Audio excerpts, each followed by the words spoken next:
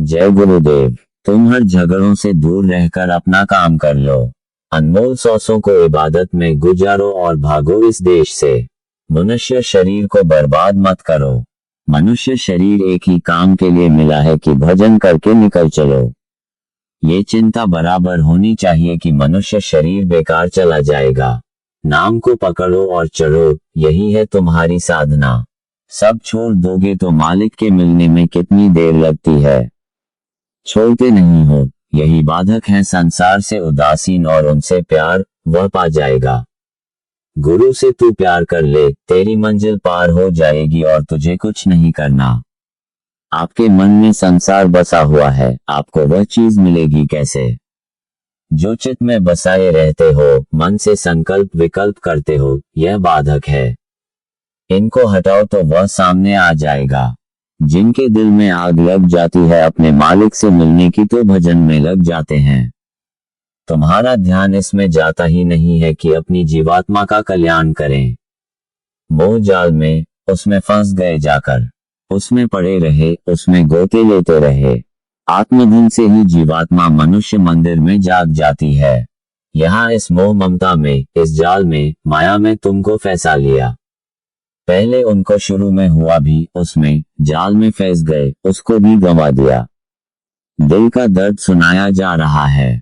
जीवों के कर्म अंतर में घाट पर ऐसे जमा है जैसे एक जगह गंदा पानी जमा होता है और ऊपर निर्मल है।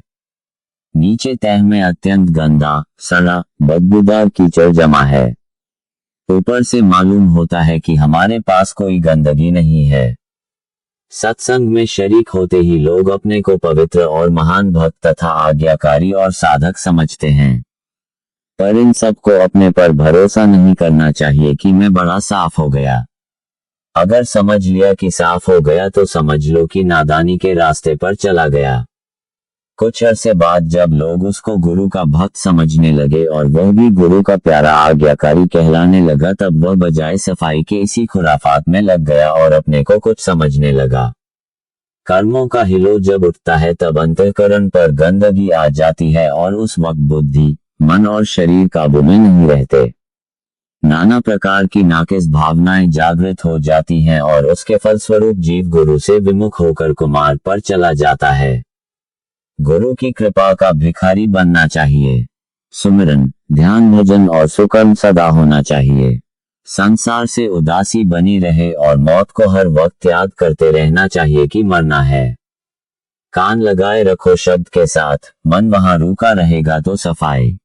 जब दृष्टि को तिल पर रोकोगे तो मन वहां रुका रहेगा तो सफाई। मन की मन वहां रुका रहेगा, मन की सफाई। मन वहां रुका रहेगा तो बैठक बना लेगा। सूरत के साथ दृष्टि बर्तन को मल लो। अनहद शब्द सुनाई देने लगेगा, आवाज आने लगेगी। कान लगाए रखो शब्द के साथ, दृष्टि जमाया रखो तिल पर, बर्तन को मल लो। शब्द से सूरत को मांज ले, अपना बर्तन धो ले। कहते हैं कि अपना बर्तन मल क्यों नहीं डालते हो? शब्द को सुनकर के, शब्द गुरु को सुनकर के, शब्द गुरु से सूरत की सफाई होगी। पहले तो शुरू में बैठते हो तो ऐसा लगता है कि कोई खट कर रहा, कोई पर कर रहा और ची कर रहा है। उसी को सुनते रहो तो आवाज बढ़ जाएगी, अब बड़ी आवाज हो जाएगी। उसी को सुनते रहो तो बाजे की आवाज के रूप में आ जाएगी। बाजा दूर बज रहा है, बहुत दूर, जैसे करोड़ों कोस दूर है। उसी को सुनो तो हल्का मन होगा, जैसे शरीर हल्का हो गया। उसी को सुनते रहो तो लगता है कि बाजा करीब आ रहा, पास आ रहा है। गंदगी जमा है इसलिए दूर है। पहले तो कान बंद थे इसलिए दूर है। कान आंख बंद है तो क्या सुनाई देगा? याद रखो कि अगर महापुरुष तुम्हारे सामने आकर चले जाएं और तुम हैं या नहीं की स्थिति में ही रह गए तो तुम्हारा जीवन बर्बाद हो जाएगा। वे महान आत्माएं जो गुरु बोध में आती और तुम्हें उपदेश देकर अज्ञान की अवस्था से निकालना चाहती हैं, उनके उपदेश को तुमने अगर ग्रहण नहीं किया और खाली रह गए तो वे महान शक्तियां तुम्हारी तरफ मुड़कर भी नहीं देखेंगी। जब तुम घर में भजन करते हो और घर वाले यह नहीं समझते हैं कि तुम क्या कर रहे हो और तुम्हें बुरा भला कहने लगते हैं तो तुम कभी क्रोध में मत आओ। ये सोचकर सब्र करो कि ठीक है, इसी प्रकार उन लोगों का कर्जा अदा हो रहा है। महात्मा सब जानते हैं कि कैसे कैसे तुम्हारा कर्जा अदा कराया जाता है। जब आपको यह मालूम हो जाए कि कोई मारने आ रहा है तो उससे भिड़ो मत, अपना बचाव कर लो, यही तुम्हारी चतुरता है।